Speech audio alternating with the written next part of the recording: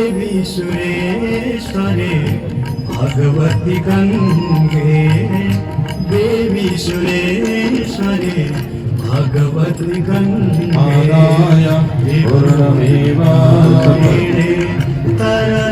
गंगा किनारे हम सबको एकत्र होकर के कार्तिक पूर्णिमा मैं इस कड़ी में इस कार्यक्रम के सूत्रधार आयोजन के सूत्रधार जो हरिद्वार के प्राचीन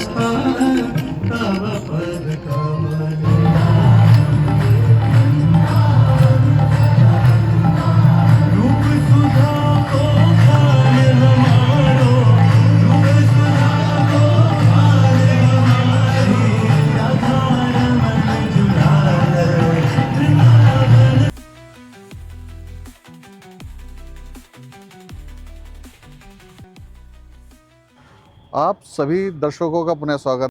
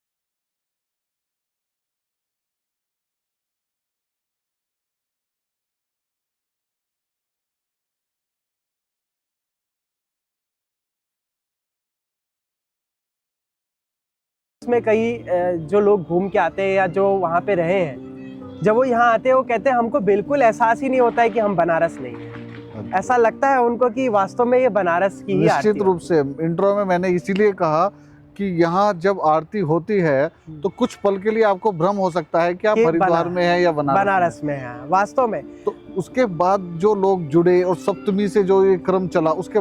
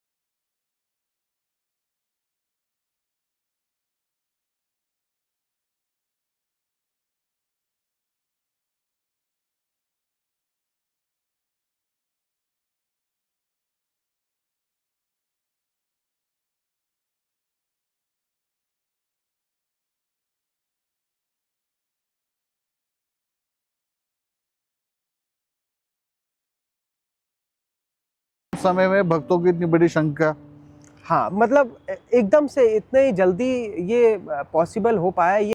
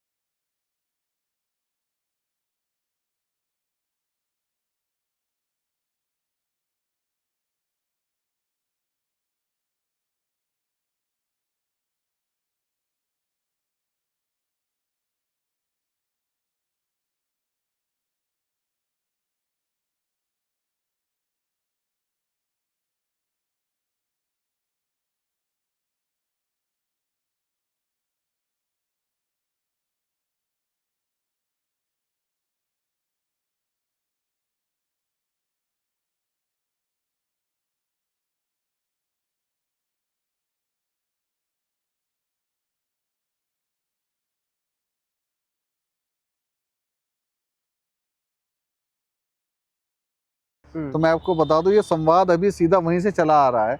हमने निशंक जी का पूरा 3 दिन का स्पर्श हिमालय महोत्सव कवर किया, एक ब्लॉग उस पे बना है। बहुत निशंक जी का बड़ा स्नेह और सानिध्य हमें प्राप्त होता है और संवाद को भी। तो कहीं ना कहीं जब निशंक जी का नाम लेने का मतलब मेरा ये है कि जब हम गुरुकुल परंपरा से आते हैं जी, जब हम उस परंपरा से आते हैं तो जीवन पर्यंत फिर हमारे जो कार्य हैं वो कहीं ना कहीं उस परंपरा से जुड़ के ही चलते हैं। आज वो लेखक ग्राम के माध्यम से स्पर्श गंगा महोत्सव और इस तरह के कार्य कहीं ना कहीं चला रहे हैं। गुरुकुल की जो